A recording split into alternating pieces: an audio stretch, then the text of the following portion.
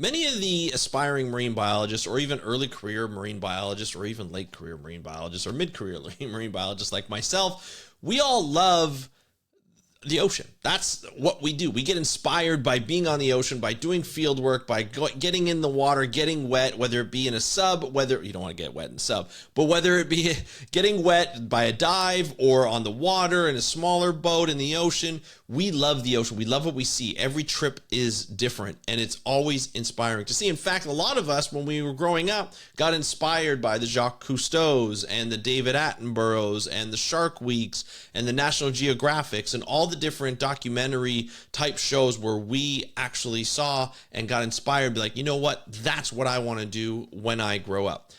But we're going to hear from OceanX and talking about how inspiration can lead towards solution to the ocean. And OceanX, if you don't know, is an organization, a nonprofit organization that explores the ocean, and it brings that exploration to you right in your living room or right in your bed or wherever you're watching on your phone or on your iPad, wherever you can see National Geographic or a program on BBC like Blue Planet.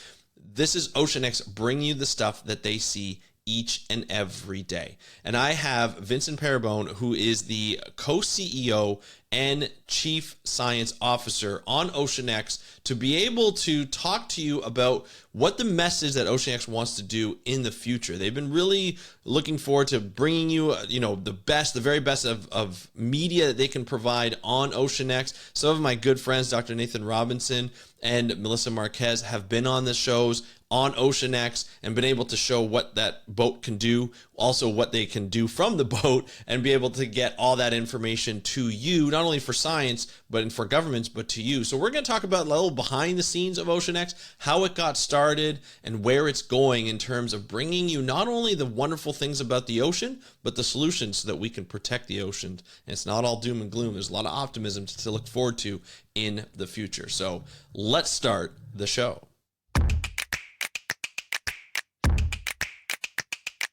Hey everybody, welcome back to another exciting episode of the How to Protect the Ocean podcast. I'm your host, Andrew Lewin, and this is the podcast where you find out what's happening with the ocean, how you can speak up for the ocean, and what you can do to live for a better ocean by taking action. And on today's episode, it's a special one. It's a special one for me because I'm honored to have Vincent Pieribone on this program to talk about OceanX. Now, he is the co-CEO and the Chief Science Officer. He's got the origin story of OceanX. He's got the passion about not only what OceanX brings, but what OceanX wants to bring in the future. So not only the media that they've built for this beautiful vessel that goes around the world and takes samples and does observations and does beautiful science so that they can help governments from all over the world tackle what they need to tackle, right, for their governmental things. Essentially, they need science or they need to collect data. OceanX is there. That's what the vessel's there to do. That's what the organization's there to do. That's what the people on the boat are there to do,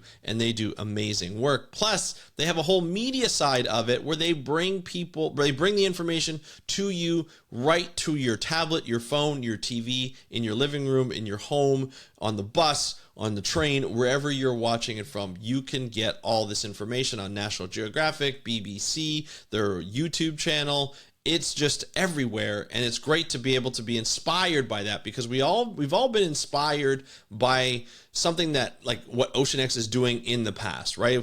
Before there was OceanX, there was Jacques Cousteau, there was David Attenborough, there was, for Canada, David Suzuki. There were a lot of different people bringing, and of course Dr. Silver Earle, bringing the information that we see in the ocean, the beauty of the ocean, to us in our homes. And I think that's what the benefit of media is. And when you have an independent organization, it's not part of any government, just like you do with OceanX, they can do a lot more and they can speak up a lot more.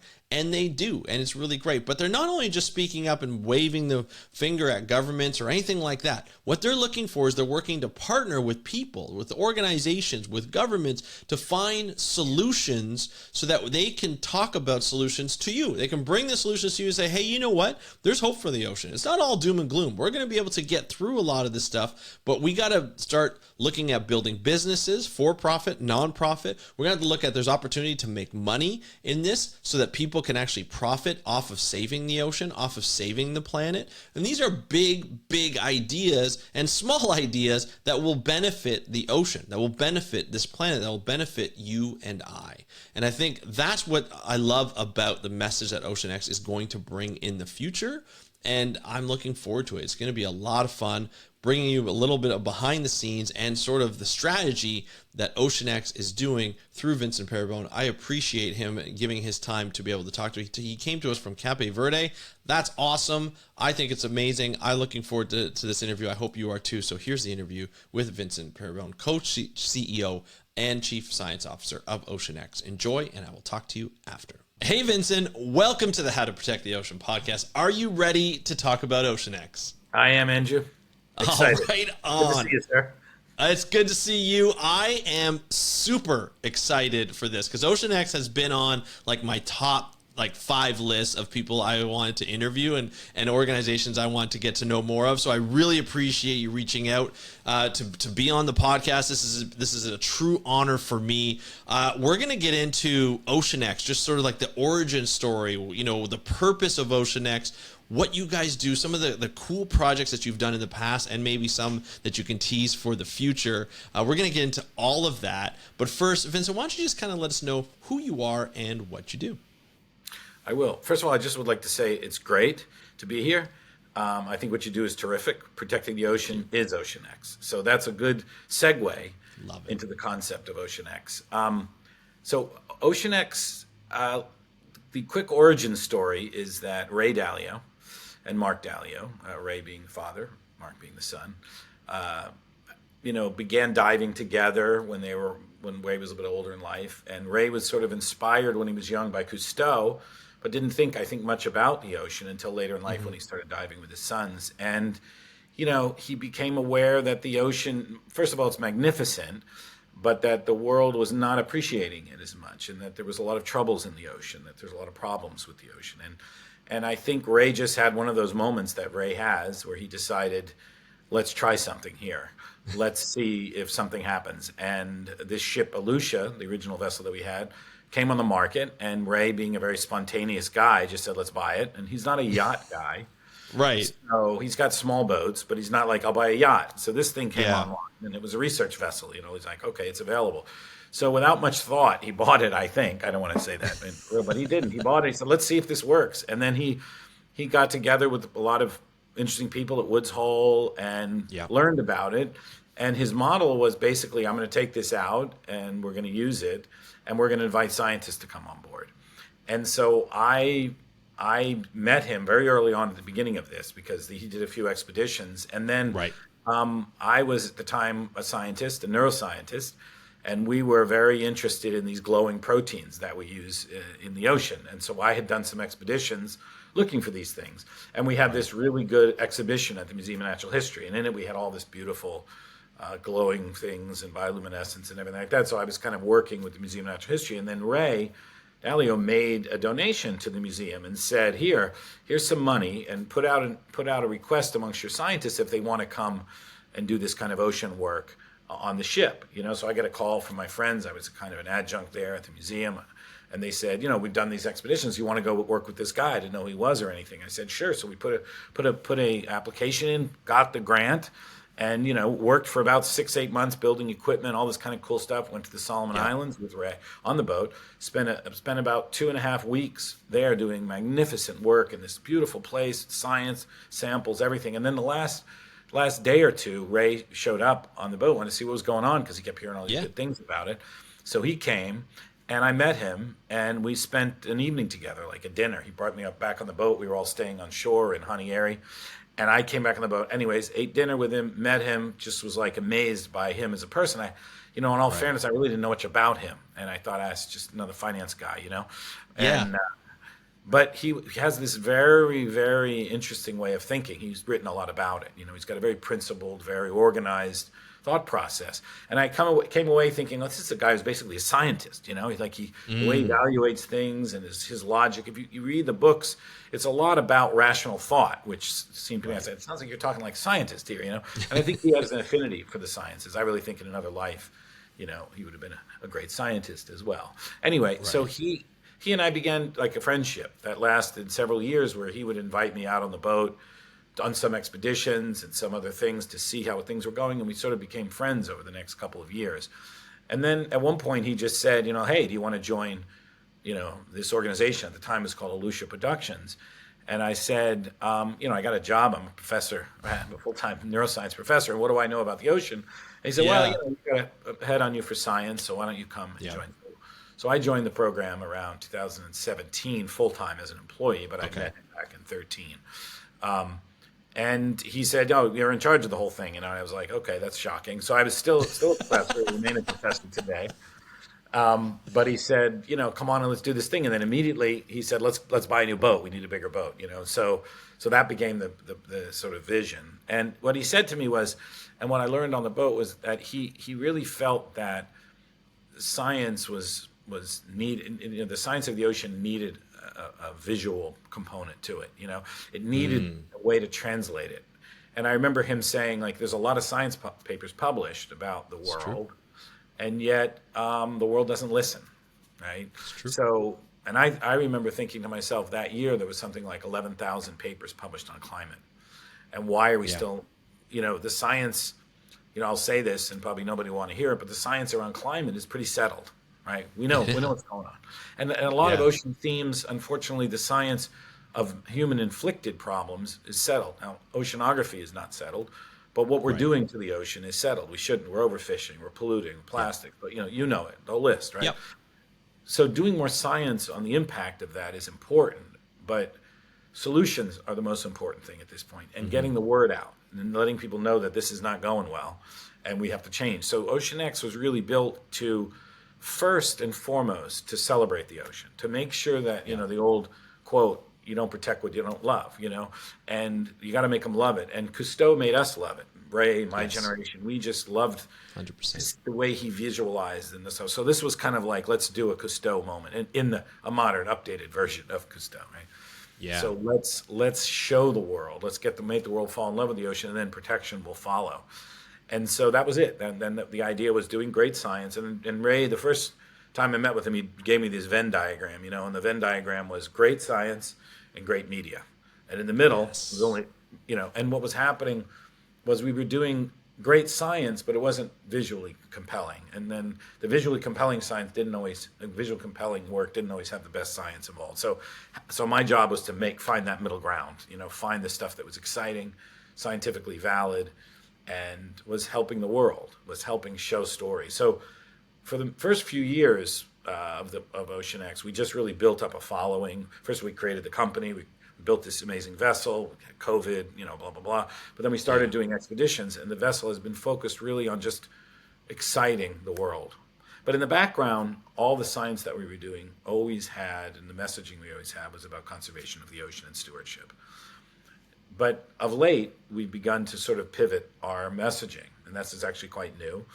And the pivot is to spend more of our effort now trying to talk about what needs to be done in the ocean and the science we're doing, because we've become such a popular organization. I mean, we're sort of almost a victim of our own success, that we're being asked by governments, like, what can we do? And how can we help? And how can OceanX help us meet our goals in the ocean?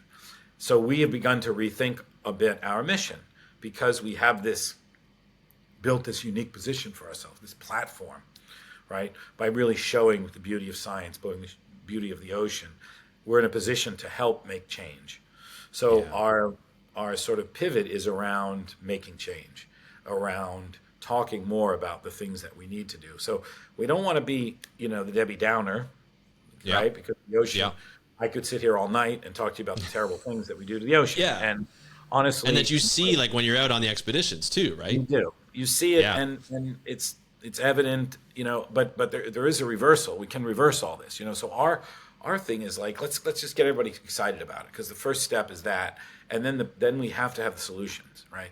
So so OceanX has become an organization which wants to utilize its tools to help governments understand what it has, because we go to a place that they don't know anything about their ocean, and we want to say, like, your ocean is super valuable, and super valuable not just in an extractive manner, right? Yes, the ocean not like a natural valuable. resource matter.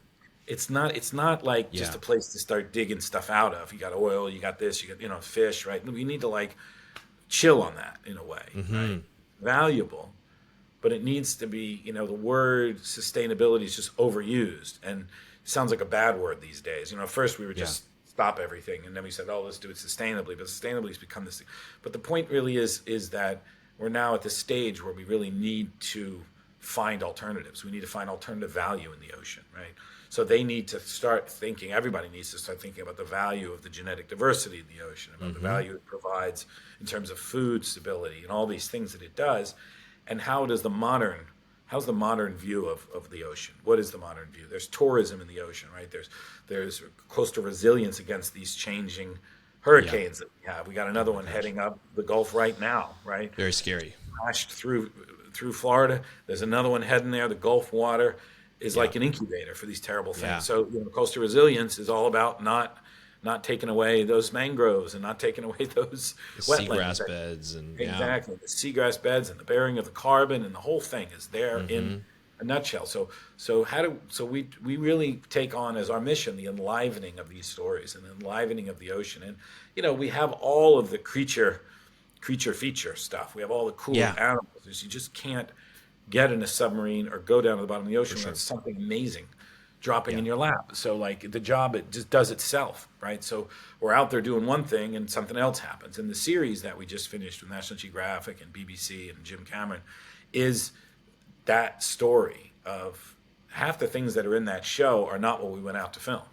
right? We said, we're going to go see these humpback whales and we're going to study their language. And we did that. But on top of it, these things happen. And if you watch the show, you get a sense of what that was, that nature just pulls something out of a hat. So it's an easy job to excite people about the ocean. I say it's easy. It's easy in the sense that when you have agreed.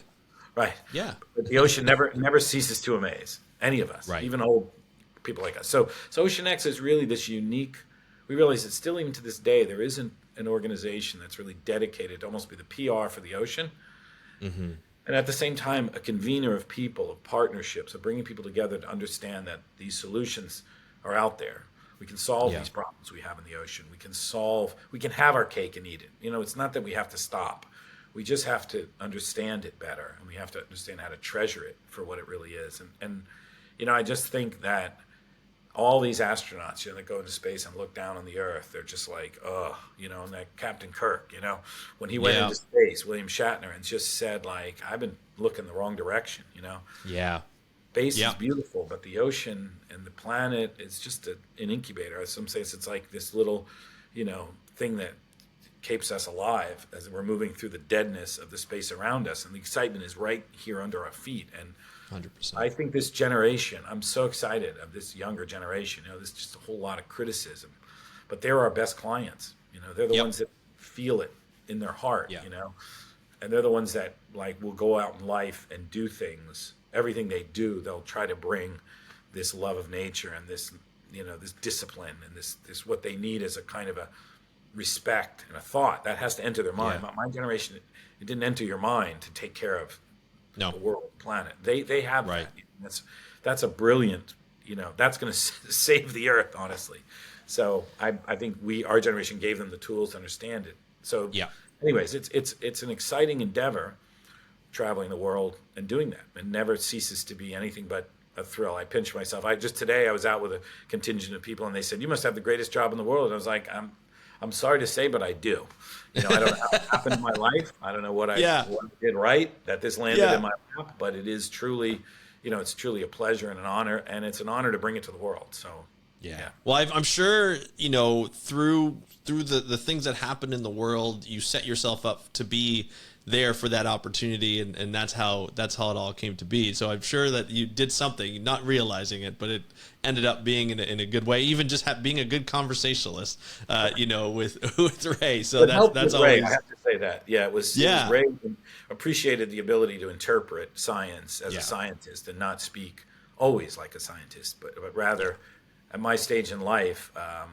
I've had to explain it so much in giving lectures and speaking to people that I get a sense of where you reach a certain understanding in science, I think, where you no longer have to impress anybody with what you know, but you have an understanding of the top to bottom, from the molecules all the way to the organization. Right. Not to say that you understand it, but there's a kind of Right. a thread line that you kind Yes. of can explain in a way. There's a logic, Yeah. the whole Yeah. process, and that's a beauty when you see it. And if people, I feel a little bit like Salieri, the guy from the Mozart movie, where you're witness with science as a scientist, you're witness to the greatness of the world, the greatness of things. But sometimes the audience doesn't get it. True. Like, I cannot understand why you wouldn't protect the ocean. To me, it's an absolutely fantastic, amazing. It is just like the most rich thing on the earth, and so that I don't understand why the world doesn't see that the same way. Now, the world's got a lot of other problems to deal with, right? So I get it, but on the other hand, Yeah. like, it's so foundational to the human species. Agreed. Well, I find also though, like we've been brought up to understand and learn and especially as scientists to communicate the problems that we're facing in the ocean and on this planet. And so we have been a doom and gloom. Like, I'm Generation X, almost like at that cusp of Generation X and millennial. I was 78 baby, and you hear about the climate change, and I've been hearing about climate change my entire life, from the 90s all the way to now. And we're really starting to see, we started to see the effects, but now it's really kind of coming in. Like, it's undeniable at this point, over the last 10 years or so. But I find, though, we've been in such a state of doom and gloom for the last, 30, 40 years of my life anyway, that a lot of times we kind of hide the solutions to the end. Like, I always say, like, a lot of documentaries that you see in the past, they would go through, here's the beauty of the ocean, okay, and then here's the problem as a regular storytelling thing. Here's the problem, and here's sort of like where we're seeing at the cusp, and we got to do something, but we're not doing something. And then at the tail end, after that climax of the story, we start to hear a little bit about the solution, but there's not a lot of time spent on the solution. So that's why when you're telling me that OceanX is pivoting the messaging to be like, look, we're not only going to make people fall in love with the ocean, but we're going to start talking about the solutions. This excites me because we needed this on a global level, on the platforms where, OceanX working with National Geographic, working with BBC, working with these types of media platforms where you get global coverage to show the beauty of not only the OceanX ship and the mission, but also what you see in that ocean, to be able to talk about solutions on that basis and get people excited. That's the one thing that I've been trying to do on this podcast for a long time is get the stories that you don't normally hear and talk about the successes of, villages in the Philippines being able to adapt to climate by having like a savings bank for their fisheries. So in case their marine protected area gets taken out by a typhoon, they don't have to worry about fishing for a little bit because they've had something stored away, and they can still feed their families, they can still send their kids to school and still take care of themselves while this builds back up, as we hope that it does. And they've been able to feed off of that and then continue to contribute to this. And so, like, hearing solutions like that gets people excited. Like, oh, so we're not in dire need. Like, we're not doomed, in this gloomy kind of situation. No, there are ways that we can build up. And even like, talking about what's about to hit Tampa Bay, with Hurricane Milton, it's looking at the infrastructure of Tampa and looking at the infrastructure of Florida and focusing on being more resilient, making those cities more resilient, even all the way up the southeast and even to where I live in Ontario, Canada. We got the effects of Hurricane Beryl earlier this summer, and we started to see vulnerabilities in flooding because of so much water and so forth. So, we've been talking about these stories and solutions. It'll be great to see those types of solutions get on a global map, on major media, so that people are watching these. So not only are they seeing the beauty of the ocean and maybe some of those consequences that we're seeing, but also the solution to those consequences. So I'm really excited that OceanX is getting involved in that, because you guys have such great production value, such great people that work on that. How do you get solutions, and how do you portray that? Is it like individual stories, or is it like you working with governments? Can you talk a little bit about how that is moving into place? So I noticed at COP, when I went to COP 27, which was in Egypt, and then COP 28, which was in Dubai, I'd never been to the COP meetings before. Honestly, I went to the COP on a lark just to go see it, and Right. being invited there. And I walked around, and it was so inspiring to be there, because sometimes in our country there just seems like there's like half the world doesn't believe in this whole thing, and half the world is fighting against it. But then you go to COP, and you're at this group of people from all over the world, anywhere they are, that understand the problems, and all it is about is solutions to the problems. It's just piles of solutions.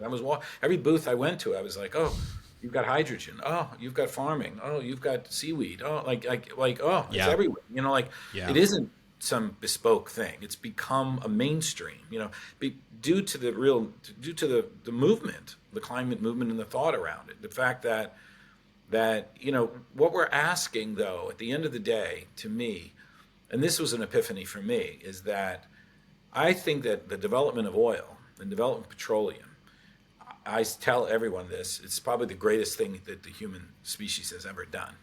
And I don't think that people want to hear that from an environmental group. But the reality is that has brought it has changed humans in a way. If you study it, how amazing it was. What's changed in terms of lighting, and just starting with lighting, but transportation and food. It's all thanks to petroleum, right? It saved. To be honest, it saved the whales, because that's where we got our energy before. Whales, right? as a thing, and in the end of the day, like, it was a great uplifter for the entire human race. So it's a very hard thing to say, okay, guys, we got to not do this anymore. And I think that I'm proud to be a scientist, because scientists looked at the problem and said, okay, it's a problem now, but there's still entrenched, not just business, but there's an entrenched thing in that world, because they built such an amazing structure to distribute this oil throughout the world. And it's a bad word today, but in reality, it's an amazing thing. But as a scientist, we just have to look at it and say it's absolutely wrong. And maybe it wasn't wrong when we started it, and it wasn't wrong for the longest time, but now we realize that it's causing damage, serious damage to the earth. Right. And you're taking all this carbon that nature has spent billions of years burying, right? And the atmosphere is a result of that, and all of the earth is a result of this carbon being physically buried due to carbon storage over the billions of years. And we're just like burning it, like shooting it out. And the atmosphere and everything in the ocean is trying to take it, right? And it can't. It just can't take it, right? True. And you say, oh, it's a couple of degrees. Like you hear the IOC, and they're like, oh, it's 2 degrees. I always remind people, like, 2 degrees is 2 degrees over the earth. It's not like you're frying pan. Like, oh, what's the difference of 2 degrees? But the fact is that we're seeing the effects of that. Like a couple of degrees in the Gulf of Mexico, and you got Category 5s every day. Yep. Category 5. If something gets in that Gulf, it's going to become a Category 5. Right? It's warm. So when I turned the corner when I was actually COP27 on some level, because part of me is like, I live in this world of problem, especially traveling around the earth and seeing firsthand from it. And I started to see the concept of this hydrogen generation, right? I know that hydrogen sort of had a false start maybe a couple of years ago. Like people started it. Well, California did stuff with it. It was the first time, and I started to like dig into it, like as alternative fuel. And the whole thing suddenly just came crystal clear to me. Like, there's this material on the earth, hydrogen, which is 80% of the earth is made of hydrogen, right? That is this exchange material between electricity and storage. And electricity, it's like the battery, it's everything, all in one package. Yeah. And the idea now that, hydrogen is just this exchange feature, right? But the beauty of the idea suddenly became to me that, like, if you, again, as scientists, you can put aside all the difficulties in society, right?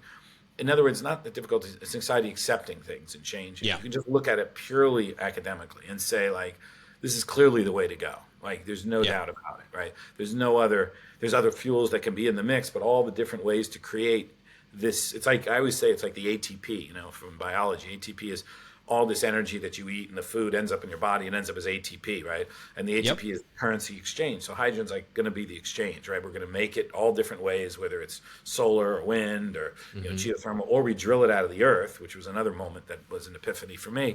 And suddenly we have this fuel that we can use and do, and it's not going to cause any problems for us. It's a different thing, right? And it's suddenly like this big, beautiful thing that was oil sees its way to this new thing that has many of the features that will have oil, but it won't have all of the downsides of putting so much carbon into the atmosphere. And carbon in the atmosphere kind of leads to a lot of the problems that we see: the acidification, Right. heating, Yeah. the movement of animals because of the carbon's at the heart of a lot of that. Now, having said that, as OceanX is concerned about the pressures on the ocean, carbon and acidification is really only one, unfortunately, of many problems that we have. Right. With pollution, eutrophication, overfishing, right? Terrible in coastal development, plastic pollution, everything. These are all, human anthropogenic issues with the ocean, right? And only climate change is only one of those. But to me, I kept saying, like, if you can't solve that one, but then I thought, what the beauty of science is that it finds its way through all of this, Yeah. So it finds ways to solve these epic problems, and that makes me Right. proud to be a scientist, to be one of the people who are on that side of solutions, and all you got to do is take a bunch of young people, put them in a room and tell them to solve a problem. And if they have the freedom in the society, the resources and the audacity, and America, to me, as I travel the world, still retains this. It's not the only country for sure, but it's one of the few countries in the world that has Right. the audacity to just do stuff, say, like, we're going to try this and follow the leads and fail and fail and fail until we don't fail, and so now I come back to the solutions, as you're mentioning, and I see in each of these areas, we've got solutions to these things, right? It's no longer, like, I came from biomedical science, right? Alzheimer's disease is a real problem. It doesn't have a solution. Science has not given us a solution to that disease. We've got some drugs, they don't work that well. We've got a lot of really smart people studying it. But I can't say to you today that we've got, like, a scientific solution to that horrible problem, right? But I look back in this field and I go, like, wait a minute, we've got a solution for that. We've got bamboo, we got hydrogen, right? We've got plastic bags that dissolve. We've got, like, everything. Yeah, there's a lot. We've got batteries. We've got stuff. We got wind power. We got solar. Like, it isn't one thing, but what it is a lot of smart people. I'm seeing desalination plants that go underwater, like, fantastic solutions to problems. So, ocean energy from the ocean, like the science of it, and all aided by the modern AI and ways to sort of, like, utilize all this stuff. So to me, it's like, the problems are kind of all solved, and the money is now to be made. And that's the part that also makes me very excited, is that, the power of the economy, and Ray has always driven that home to me, is like, philanthropy is great. It kind of shines a light. It kind of is, it's like a risk capital. But when you want things to happen, you got to get it into the private sector. You got to get it to the larger global markets. That's where all the money is. That's where the things happen. And so I start to see how the global market's responding to this in a way. They have to, right? But also there's investment potential and government regulation, which is a good thing in many cases. Nobody wants to hear that either. But, seatbelts were a good idea. That was a government regulation. Like, car companies didn't like, hey, let's save people's lives, right? No. Unfortunately. And Ralph Nader, will talk your ear off on that, about how, like, having airbags was going to kill the American car organization. Right. Didn't. And what do we do now? Now we sell airbags. Oh, I got 12. Yeah. Well, I got 13 airbags. Right. So, like, when now it's a selling feature. Yeah. There's a selling feature, right? Yeah. Like, oh, Volvo was doing well because it was safe cars. Oh, maybe we should make safe cars, right? So it's all temporal, like, at the time. For sure. If you go back and look at those hearings in the 70s, they're like, he's killing the car companies. He's going to ruin it. It can't happen. We can't. How can we inflate a bag in 35 milliseconds? You don't hear anything about it anymore. It's gone. No. That'll be our grandchildren will all be going, like, what were you guys talking about? Like, it's all done, right? So it's this transition period, but transitions are times to make money. So when you go back to that, I think that Ray is a unique position as this really global scion of finance and world economics, and he's a behind the scenes guy, like, everything, understanding how things are working, and people go to him as and I learned that, like, you can see it beginning. These solutions are leaving the realm of the kind of startups and the venture capitals, and they're getting into you see that, like, Korea has made these massive hydrogen generating devices, these high electrolysis units, and then these fuel cells. You can run a ship. They've got trains running on fuel cells, right? They're making enough energy to store, right? It's just, you just see, it's incredible. Big. And I think now's the moment, right? There are going to be people years from now, they're going to say, like, how do those hydrogen companies get so rich? Now's the chance to get on that bandwagon. Now the Rockefellers, of today are the people Yeah. who are not waiting around and saying, let's Right. move, right? And Yeah. so I think there's money to be made. And I'm not saying that like in a disingenuous way, but like this transition has gone from not doable to you better get in now because soon you're going to miss the train when the 100%. the seaweed train goes and the fish farms and all the things that are going to help this economy, our worlds shift. And unfortunately, the other issue is, of course, the developed world, sort of the northern hemisphere, will all get there sooner, right? And Yeah. so part of my job as I travel around to these places, say Cape Verde for one, is to say like, the way the cell phones have kind of leaped ahead, Starlink is going to leap everybody ahead. Like you've got these leaping technologies, and maybe you don't have to go through all the headaches we went through, Right. but you better get in on this business because the next Exxon Mobil is going to be in a business, and you should have it here, right? Exactly. You should Yeah. build, and so like the opportunity to me, like you can name a problem and I can give you a solution, in the climate world and the ocean world. And we work a lot with like World Economic Forum. Again, this is like the people that bring you Yep. Davos, which is a big like, oh my God. But they're also got 1,000 startups, 1,000 Yeah. ocean startups. And there's just Yeah. a bunch of smart people. We had them on our boat. We did like a kind of like a tour around. And each one of them, you're just like, oh, so wait a minute. I can use your technology and I can take CO2 out of the atmosphere. I can make hydrogen. I can take seawater. I can bury this CO2 safely in the seawater and get hydrogen out as a byproduct. Win, win, win, win, right? And I'm getting Yeah. out hydrogen that I can then use. So CO2 down, hydrogen out, Yeah. Hydrogen out. and no pH change. Yeah. Now, it actually makes sense because the hydrogen up means you're losing protons and you're putting CO2. Oh, boom, the whole problem solved. Yeah. The way like, oh, wow. And what's the chemistry behind that? And it's a little company in California doing this. You're like, okay. So you see these transitions, and so to me, I started seeing this and thought, well, that's the story, right? Yeah. The story is the ocean as a place to be, and also we talk a lot about space and how well they did, how well NASA did, how well SpaceX and everybody does. It's sort of popularizing this place that nobody really wants to go to. I mean, let's be clear, right? I always say there's no like talking raccoons in space, even though there is Right. a marble. We're not finding them when we get there, right? And Not yet, anyway. I made this joke, which I always repeat, but I still think it's funny. I said it at a conference where there were some NASA people. I said, that mini series that you're going to do on going to Mars, that 6-part series, and the first part is getting there. Getting there is going to be great, but being there is not going to be, growing potatoes on Mars, right? It's going to be real boring because it's going to be this. Part 2, dust. Part 3, dust. Part 4, rock and dust. It's like it is the lyophilized, dried, dead, Yeah.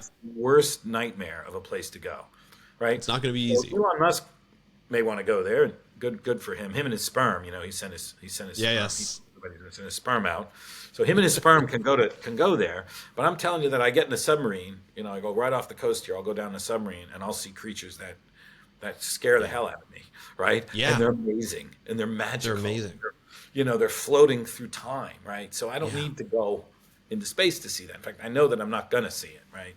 Exactly. So to me, the looking upward is to me I love space. I love the whole thing of it, but it's more than getting there that's kind of interesting. But the being down there underwater is so it's just organically exciting and beautiful. So. Well, it's different every time you go, I would imagine, too. And if you're in a submarine, everything is different. Every time you go down, there's something new that you could probably see. I mean, if you just do the math, right, we've mapped like maybe 3% of the ocean bottom, maybe more. Maybe we're up to 40%. It doesn't even matter with sonographic mapping, right? But most of it is unmapped, just to be clear, with sonographic. But if you go to like visualization, you're about 0.001%. Because the problem with the ocean, of course, is that it doesn't conduct light well, doesn't conduct any radio waves, right? So you can't have GPS down there. You can't have Wi-Fi, Bluetooth, cell phones, nothing, right? So you're down there in this void, and the light that you send out of your submarine just goes maybe 4 or 5 meters max. That's how much you can get light out, especially in the dark, which starts, around. So you're in this dark area where you can't, right? But so as you're driving, you see stuff.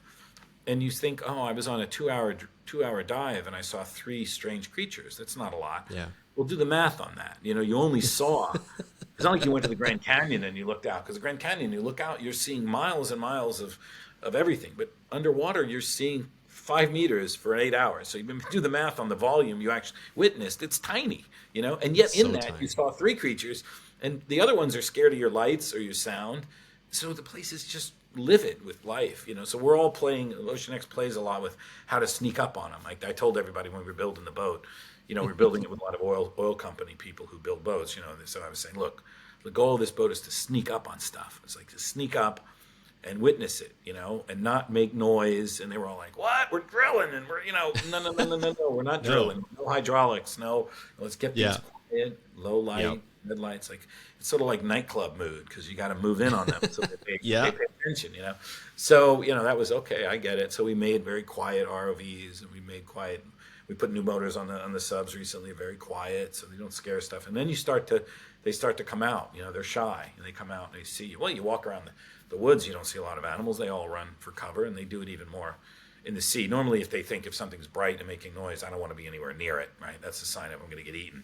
So, but the life that you see when you play these tricks, and you turn the lights out, and you buy luminescence. I mean, it's just, I mean, like I said, it's. I've never taken. I've maybe done 40, 50 sub dives in the past couple of years. It's never nothing. It's always, you may go all the way down, not see anything, all the way up, and you're 15 feet from the surface, and something shows up, and you're just shows up. There it is. Yeah. That's incredible. Yeah. And so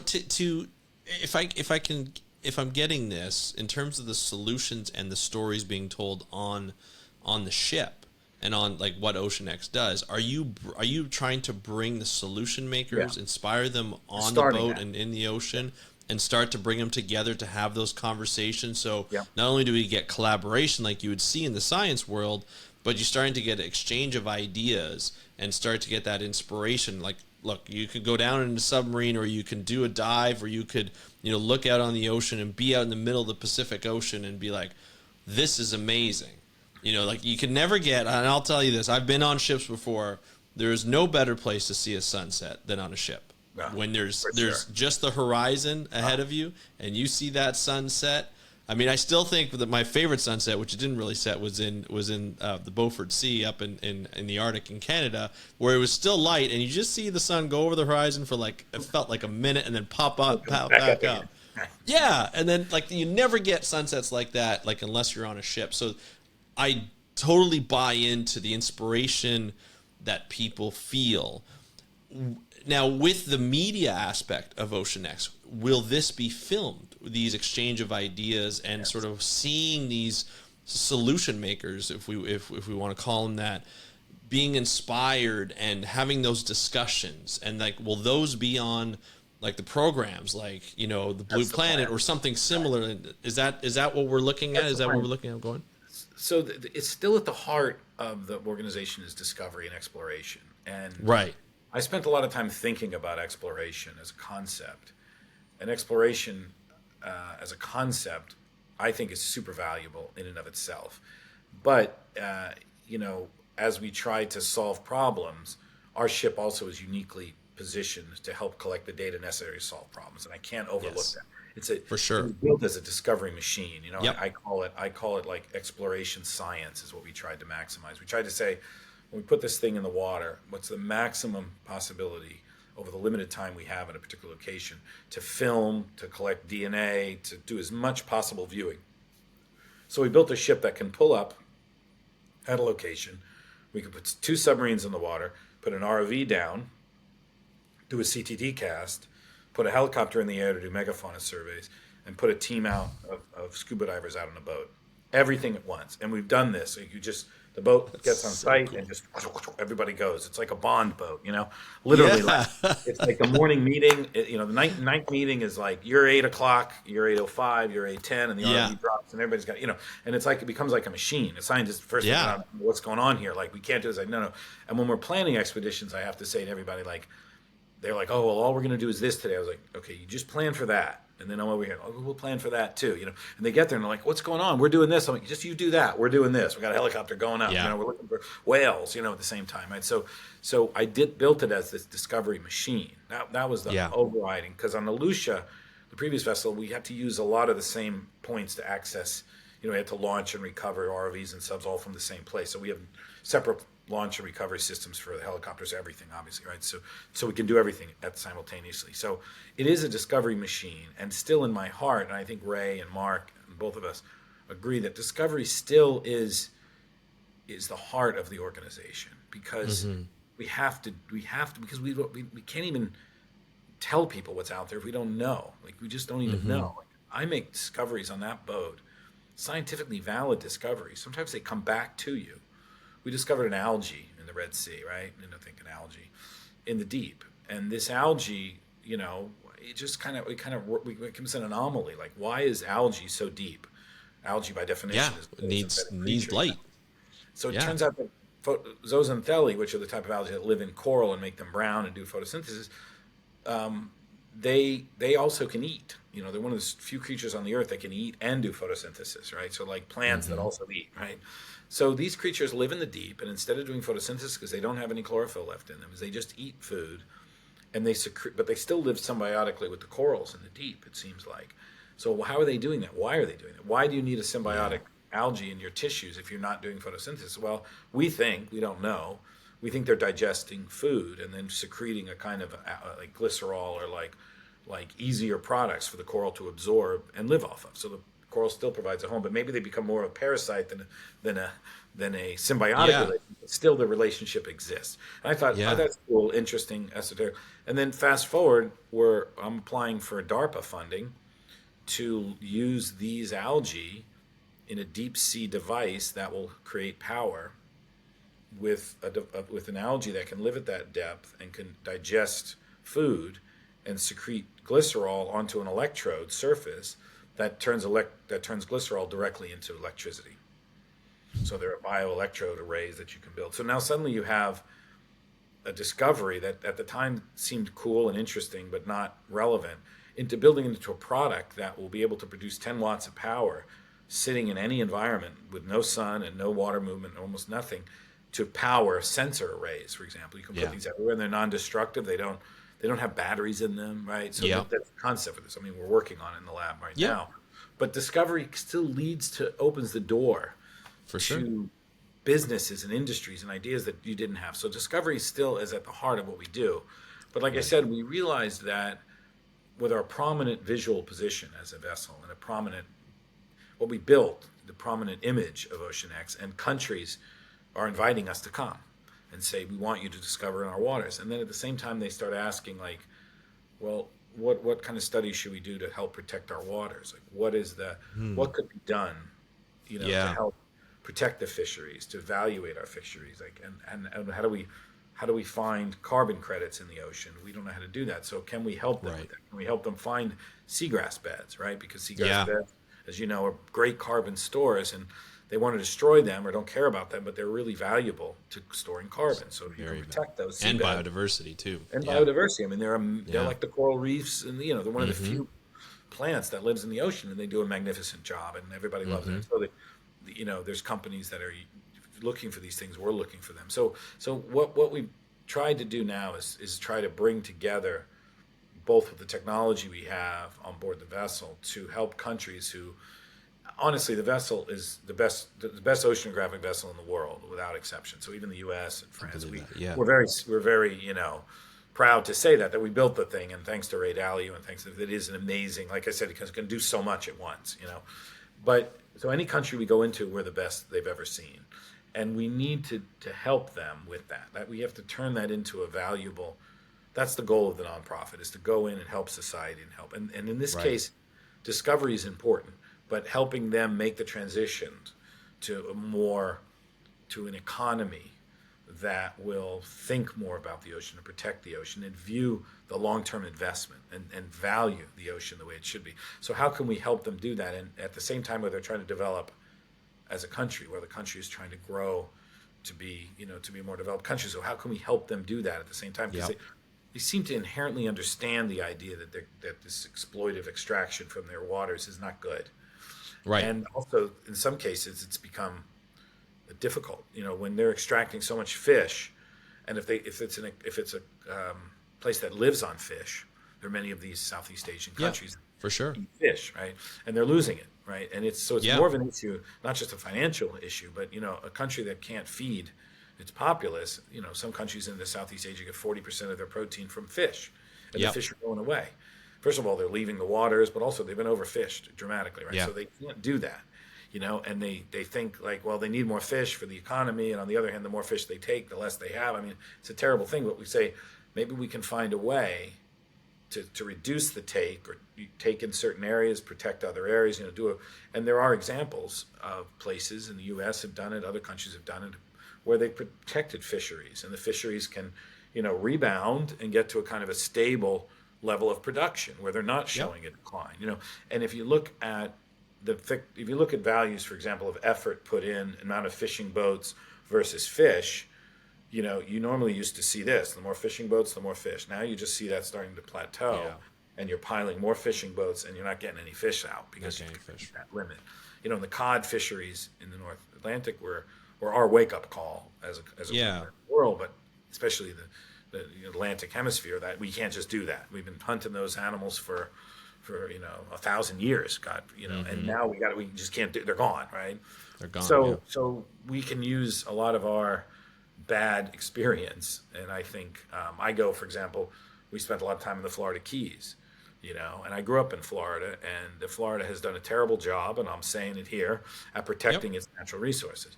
And I imagine, when I was young and we go to the Keys, you couldn't throw a rock, you didn't hit a dive spot, you didn't have a dive shot. Yeah. It could have grown into the largest dive site in the world, right? Because it had driving access. It's the only coral reef that America owns, except for what's in Hawaii, right? But it's and it's one of the largest barrier reefs. Well, it is destroyed. No matter what the Florida Tourism Bureau might want to tell you, it's not on the top list for anybody to dive in the Caribbean. No, so if you go to a dive magazine, you say top dive spots, they're going to say Bonaire, they're going to say Turks and Caicos, they're going to say, and that's basically, every time I see that, it's like Big Pine Key, it's Lou Key, it's all the keys could have been in that list, and they're not anymore because of everything they did. And so you go to a foreign country and you're like, look, I can tell you how to ruin your coral reef.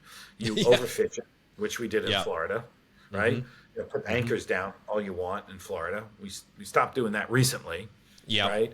You can nutrify the water by polluting, and you can pump raw sewage out of Miami, processed sewage outside of Miami Bay. Still to this day, we pump sewage into Miami Bay, right? You can do those things. And let me show you what it looks like. In my time, in the 70s, I dove there, and it was crazy. And then we had a trip to Cuba. And I say that's a real kick in the gut for a real red meat state like Florida. That they don't love Fidel Castro and his Cuba, but I'll tell you, Fidel Castro did a better job of protecting the waters around Cuba. He did. And I'm going to get killed for saying this, but I dove in that area. We were talking about it earlier. Saltwater crocs, you've got whales, you've got bait balls. You've got the thing that you had in Florida. It's gone, right, in Florida. And that's 90 miles off the coast. So it's not a climate change issue in Florida. Those reefs were actively destroyed by, and there's a lot of great people down there working. Now we've got this disease running down the coast. I mean, I have to say, I went down there and dove. I hadn't dove 20 years there. And when we brought Alicia there, we did this very extensive set of experiments all the way from Dry Tortuga up to Miami Bay. And we went that direction because we didn't want to drag the disease with us as we went down. We were recommended, if you're going to dive in the diseased parts of the water, don't. So I did that. I said, of all the places I've been in the world, I've never seen in a country like the United States, like, why would we do that, And I'm on the boat, and we're having these press conferences, and the beauty of being OceanX is, like, nobody owns us, right? So some of the laboratories that we worked with there, and they're all state funded, and they all keep their mouth shut. I don't keep my mouth shut. Now they're debating whether they should ban certain types of sunblock. And I was saying to the guy, like, are you kidding me? Can you look in the water out there? And am I sure that changing sunblock is going to protect your reef? No. I don't know, But I'm going to tell you, if you put sunblock in a tank with fish, with reef, it kills them, right? Yeah. Oh, but you don't know. Okay, you go ahead, but you got a patient underwater there that's like on life support. So can you Exactly. just not do everything you can possibly do to revive this thing? Or are you just Yeah. going to argue with me about whether sunscreen, which blocks the sun rays, is from getting to your skin, and corals need sun? So I don't know. Logically, it makes sense to me. And I'm saying, like, alternatives are out there. And by the way, So they true. use them in Mexico. Yeah. So for all your complaints, the Mexicans figured this stuff out, and Florida's arguing the point. Like, really, Yeah. I mean, they're literally nailing the coffin. So I realized that those points, that the messaging that we do at OceanX is even more important than the science. Because what I was surrounded by were those amazing scientists studying these diseased coral, and I'm like, guys, like, it's like the economy, stupid. You know, like, it is. That's the problem is facing you there. You know that you screwed up the Everglades, that you let. So like I go to other countries, and I'm like, I'm not here to tell you in your developing country how America does things better. Of course. And you know, they don't want to hear that. And you know what? We don't tell them that because we didn't do better. You know, I can't stand there and go, let me bring you to the Florida Reef and show you how beautiful it is, you know? Yeah. And I'm sure I won't be allowed to go to Florida again, but on the other hand, like, please stop. Stop. Yeah, it's true. The reef. And they've got this huge multi-billion-dollar plan to try to fix the Everglades. Where is it? They've got to fix the problem that they made. So, you know, I think that we have case studies in that direction. And then you got Cuba right across the water, you know? So I think that the thing about OceanX, which is beautiful for me as a person to have witnessed all of this everywhere, whether it's the Red Sea or the Indo-Pacific or the Arctic or, you know, the Antarctic, or I've been in all the oceans. I've seen it all firsthand, you know, from a submarine. I've talked to everybody about it, right? So it's not a fake news thing. It's like I've lived it, seen it. Yeah. A lot of people have. I'm not the only one. Scientists do it, but OceanX has given me the unique opportunity to be there and to look at all that, and but then to see that in enlightened societies think about it, right? Think about waste treatment.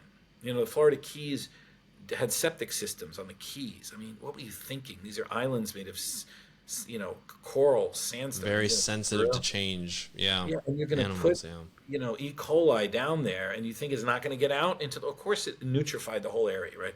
And you're going to block the water that's filtered through the Everglades, and now you're getting fertilizer. I mean, so, you know, you see these things, and you see countries that are really trying hard to avoid those problems. And that, to me, is just that solution happening right there. So to kind of bring that message is what I think is great. And then to bring the technology, but it's more than technology, it's a way of thinking, which is a societal way of thinking. So to say to them, like, for sure, Western culture doesn't have the answer to these problems. We have answers by the fact that we did things wrong. And so what I'm going to ask of you is to just feel in your heart, what is your heart telling you? And then let us help you with the technology. Let us help you see the solutions to your problems, and maybe we can solve it together. And that kind of is what I think the message is. Well, I think also there's that side, which is, I think, is a very admirable side, because we need more solutions. We need more people. Not only do we have the solution, but we need more people putting those solutions into place, whether it be through business, whether it be nonprofit, for-profit businesses, but basically putting those solutions so that people see it, right? So we need to see these, you know, kelp-made clothing, and we need to see the ways bamboo.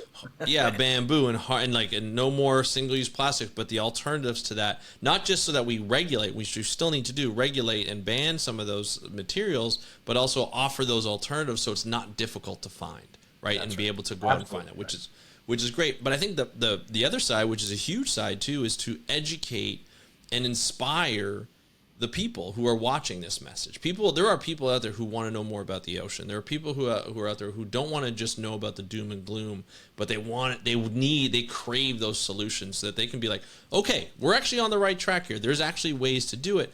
Because I think what happens is the messaging around a lot of these major problems for people who don't want to change is there's nothing you can do about it. So you might as well just, you know, rely on it, you know.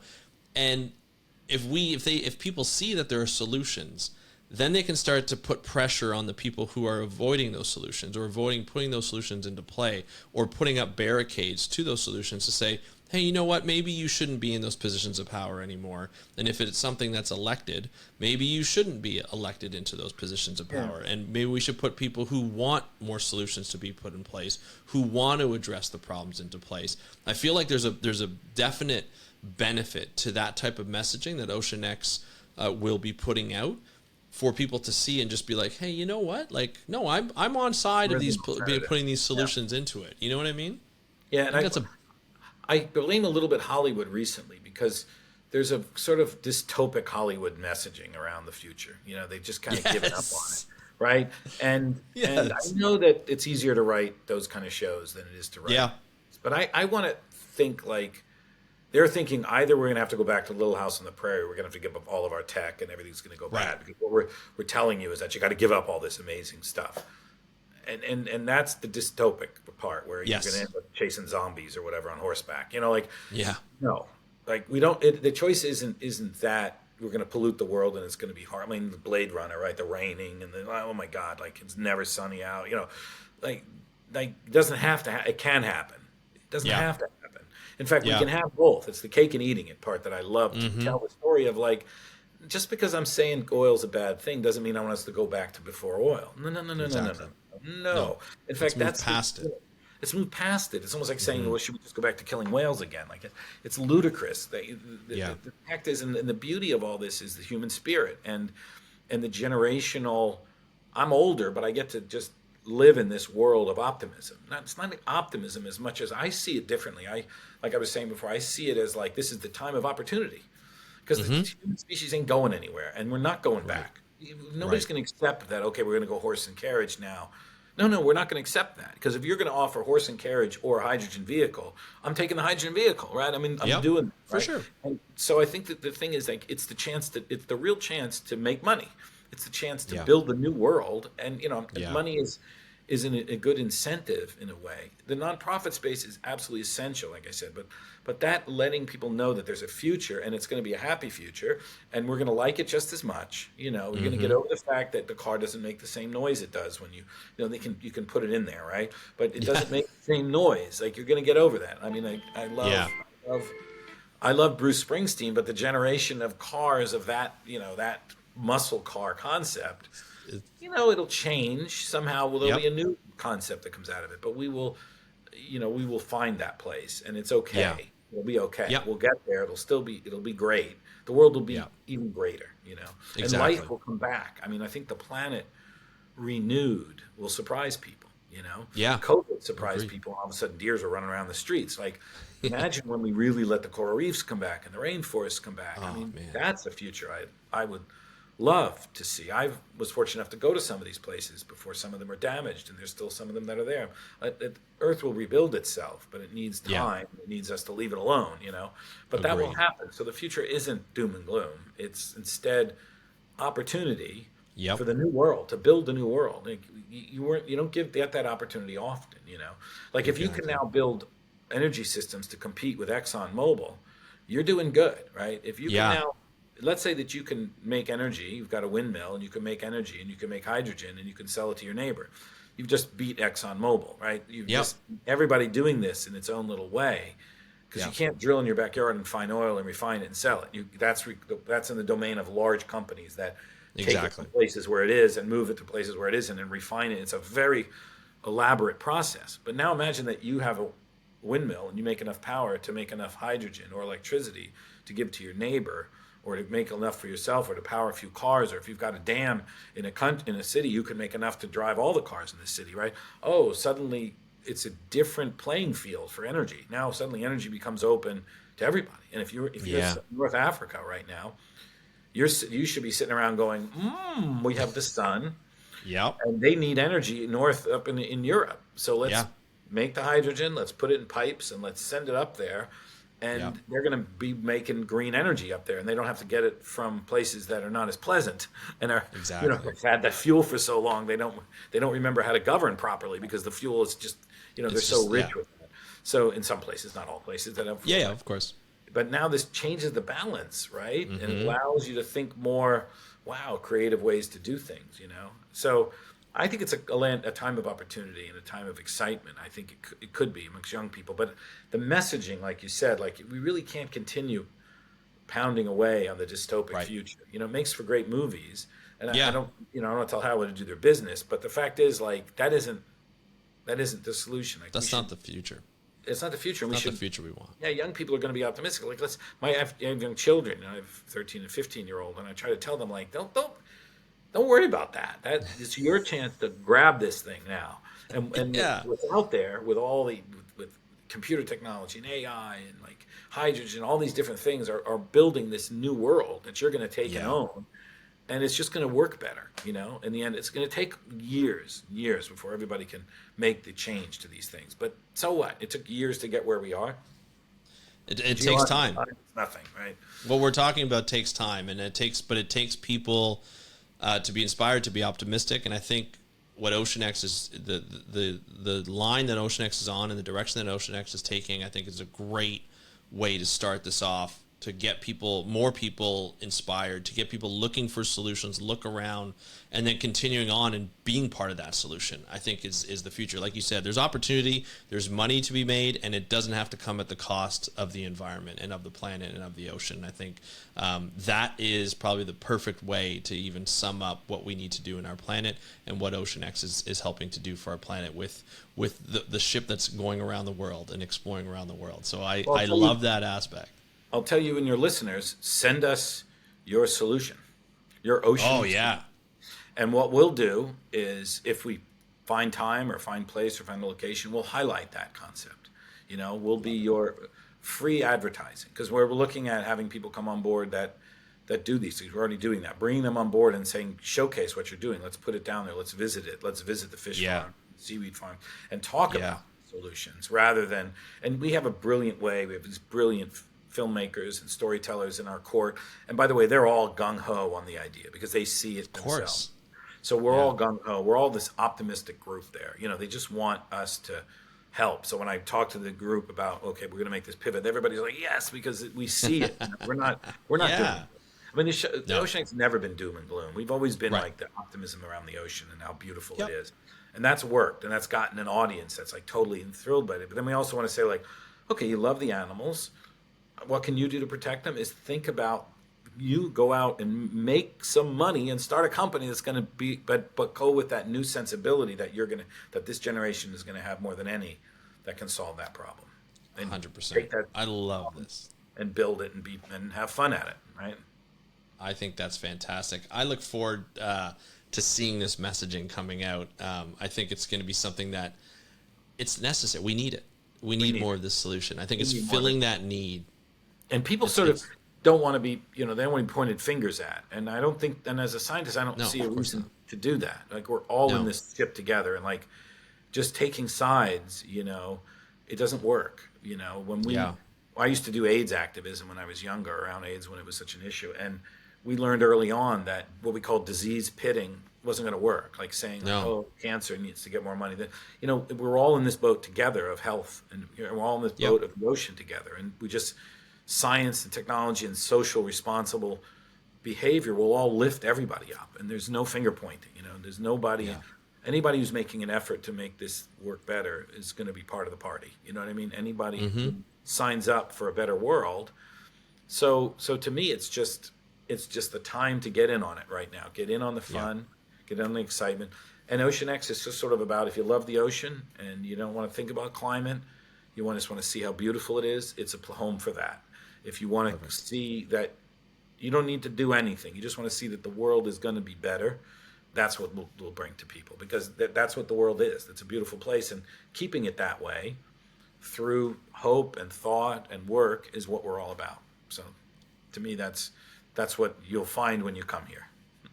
I love that, and I can't wait to see the messages that are coming out in the future. Love to be a part of that, and looking forward to Vincent having you back on, or anybody from OceanX back on to help tell those stories and share those with this audience, because I know we're looking for lots of solutions. Of people who would love to talk with you. And I have to say that your show is part of the solution to this problem, and having Awesome. you out talking to the people to your audience, the way we talk to our audience. Again, Yeah. it's part of the team of communicators to communicate the beauty and the solutions and everything about the ocean. And to me, you embody a piece of what we embody, is that we all feel I appreciate that. excited and amazed by what the ocean is, and can't help but tell everybody. Absolutely. Yeah, no, I can't wait. We'll definitely team up on some more storytelling, and I'm looking forward to doing that. We definitely are on the same page of that. So thank you so much, Vincent, for spending time. Pleasure, I know you're very busy, so I appreciate you taking the time and being able to share all this new and exciting information with our audience. And we look forward to hearing from you again. My pleasure. Good to see you, Andy. Thank you, Vincent, for joining me on today's episode of the How to Protect the Ocean podcast. It was great to be able to hear what OceanX is going to be doing in the future. Thank you for bringing that to me. We really appreciate it. This audience appreciates you and the staff, the work that you guys do. It's amazing to see all this information coming to us. It's something like a dream of a scientist to be able to say, hey, I'm going to take this boat and I'm going to get on it and I'm going to collect all this different information, not only just for me, but it's going to be for the government. That's what I love about this. If you heard Vincent talk, it's not just like going to a coastline of like the Solomon Islands, taking data and bringing it back to the US or North America and saying, hey, we're going to just do whatever we want with this data and not share with it. No, they're going over there and be like, what data do you need to collect? We can be here to collect it with you. And they partner with these countries. This organization partners with this country, and they say, hey, look, we're here to help you. What can we do? Now they're going to start to say, hey, what solutions are you looking for? And how can we foster that by inspiring people, business leaders, or up-and-coming entrepreneurs to be like, hey, you know what? Do you want to solve a problem? Because that's what business is. Do you want to solve a problem? Let's solve a problem. And what I love about this conversation, it wasn't just promoting OceanX. This was about what OceanX mission is, and that is to help the ocean, help us understand the ocean better, help us find solutions for the ocean. And that's what it's giving us in the future, and I can't wait for that. So again, Vincent, thank you so much for spending time with me today, with our audience today, and telling us about OceanX and its new sort of path and its new mission to bring ocean solutions to us. We really appreciate it, and we look forward to having you back on. We look forward to hearing from you and the staff of OceanX in the future on this podcast to be able to tell us all the wonderful solutions that you find, and I'm looking forward to that. So folks, if you love this episode and you want to hear more, you can subscribe or follow however you need to do. You can see us on YouTube, on Spotify. We have video as well on Spotify. We're on Apple, and we're on all your favorite podcasts. And of course, we're on the website speakupforblue.com. You can get access to Beyond Jaws, How to Protect the Ocean, and other podcasts. So you can just go there and enjoy all the different types of content on wildlife and ocean. I want to thank you so much for joining me on today's episode of the How to Protect the Ocean podcast. Have a great day. We'll talk to you next time, and happy conservation.